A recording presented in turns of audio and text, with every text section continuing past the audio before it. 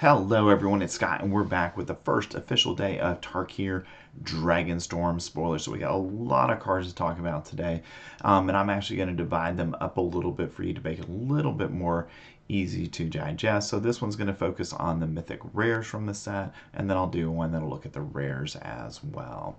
But before we dive in, remember to like and subscribe to get further content like this throughout Tarkir Dragonstorm preview season and beyond. And if you're looking for cards from the set, remember you can always check us out on the web at caffeinatedgamers.tcgplayerpro.com. So let's dive into the mythic rares from the set we got today. So the first is Ugin, Eye of the Storm for 7 mana. You get legendary Planeswalker Ugin with 7 loyalty. And when you cast this spell, exile up to 1 target permanent, that's 1 or more colors. And whenever you cast a colorless spell, exile up to 1 target permanent, that's 1 or more colors. So very powerful static ability on Ugin, where anytime you cast a colorless spell, you get to go ahead and exile a permanent on your opponent's side that has 1 or more colors. And then beyond that, for 2, his +2 ability is you gain 3 life and draw a card. For 0, you get 3 colorless mana, and for -11, you get to search your library for any number of colorless non-land cards, exile them, then shuffle. Until end of turn, you may cast those cards without paying their mana value. So incredibly powerful ultimate on Ugin, where you basically can go into your deck and every single colorless card you have in it, you get to play at that point. So I think Ugin definitely has a place in Standard. We've kind of had some artifact-centric decks that have seen some play in Standard. We'll have to see if there's enough colorless cards to make Ugin really powerful in Standard. Next, we've got Elspeth, Storm Slayer for 3 and 2 white mana. You get a legendary Planeswalker, Elspeth, with 5 loyalty, and her static ability is if 1 or more tokens would be created under your control, twice that many of those tokens are created instead. So very, very powerful static ability on Elspeth. So something like, you've got, one of the artifacts that's going to create, or enchantment that creates a token creature when it comes into play, or Urabrass Forge or something like that. It's going to be consistently creating those creature tokens or tokens in general. So I think Elspeth, just on that, is a good card on its own. Now for +1, you get to create a 1/1 white soldier creature token, so you get 2 of those because of the static ability. For her 0 ability, put a +1/+1 counter on each creature you control.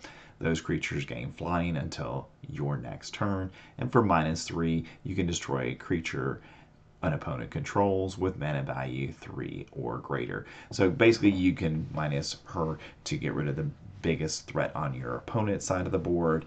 And then when you're looking to attack, you've got 2 very solid attack abilities that will help you win the game. So I think Elspeth is definitely playable in Standard. The question is what deck's going to want her.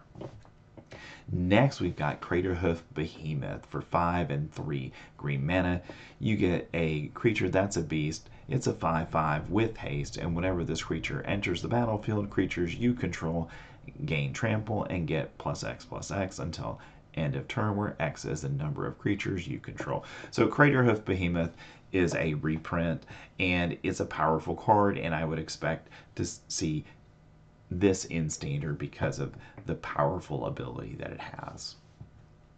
Next, we've got Draco Genesis for 6 and 2 red mana. You get an enchantment, and you may cast dragon spells without paying their mana cost. So if there's a way to sneak this into play, and we know there are definitely some things that can be used to do this, like Abuela's Awakening, that's sneaking into play Omniscience right now. But if we can do that in Standard, then this is going to be one of the most, if not the most powerful cards from the set.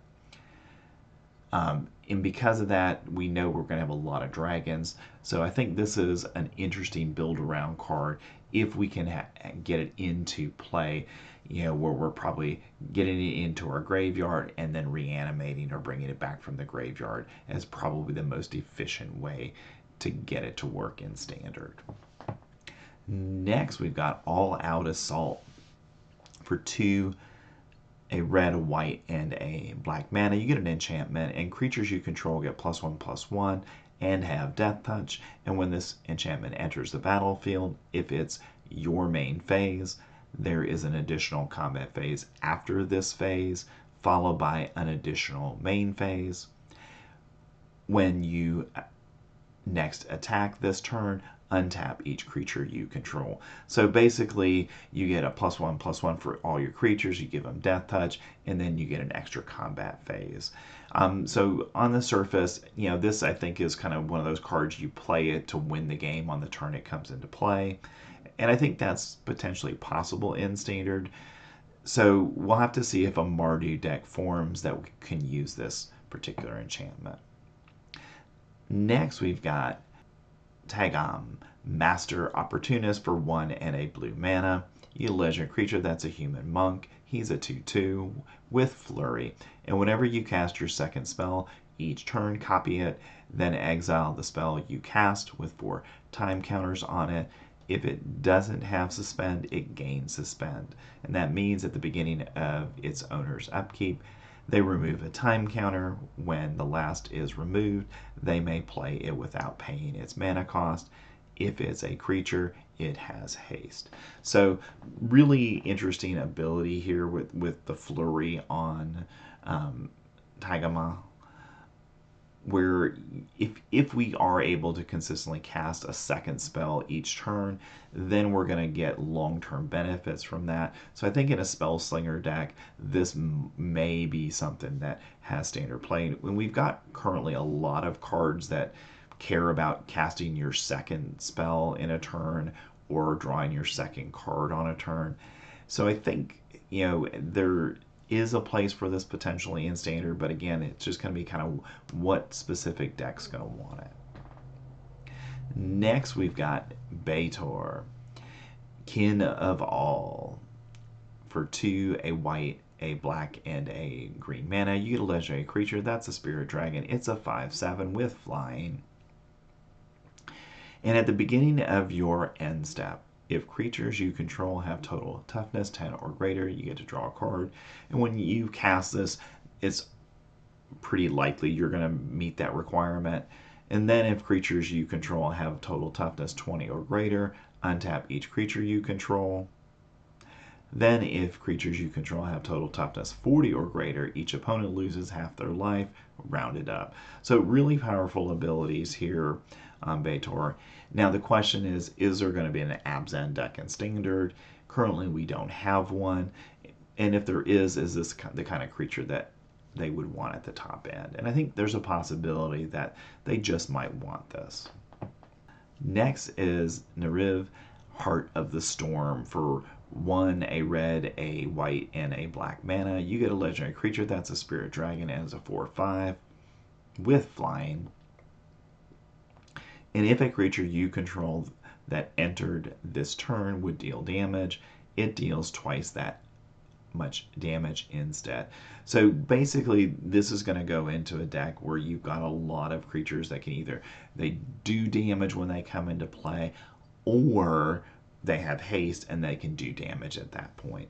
So I think in that style of deck, for 4 mana, giving them in essence the ability to have double strike, I think is a good ability in Standard. Again, the question is there going to be a deck that is in Mardu colors that wants this? And maybe it's a deck that's really a Boros deck and we splash black so we can cast this.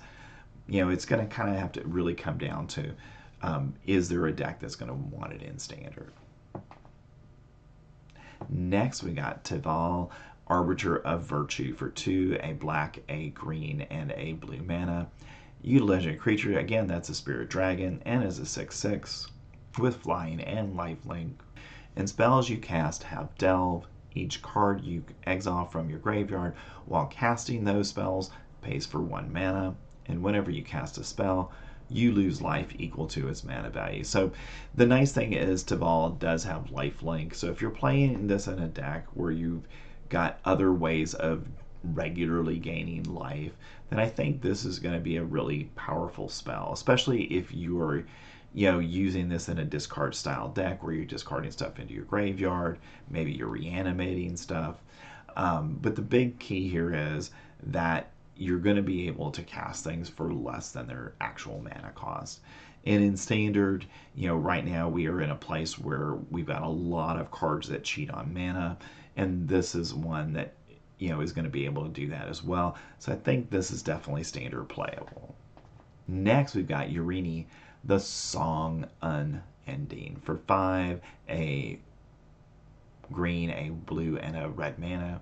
You get a legendary creature that's a spirit dragon, and is a 10/10 with flying, and it's got protection from white and black, so that's very important in my mind, because most of our key removal cards are in white or black. And when Urini enters, it deals X damage divided as you choose among any number of target creatures and or planeswalkers your opponent controls, where X is the number of lands you control. So if you're casting this on turn 8 for 8 mana, and you don't have things that are going to be there to help cast this earlier, then I think you're going to be able to do 8 damage to things, and that's not a bad enter the battlefield trigger. And then again, if you have ways of blinking this, then you get that trigger again. So I think even though it's 8 mana, there's some standard playability to it. And again, but this is probably going to be in a deck that's ramping to get there. All right, those are our mythic rares from day 1 of Tarkir Dragonstorm spoilers. So thanks for staying to the end of the video. And remember to like and subscribe to get further content like this throughout Tarkir Dragonstorm preview season and beyond. Thanks. I'll see you next time.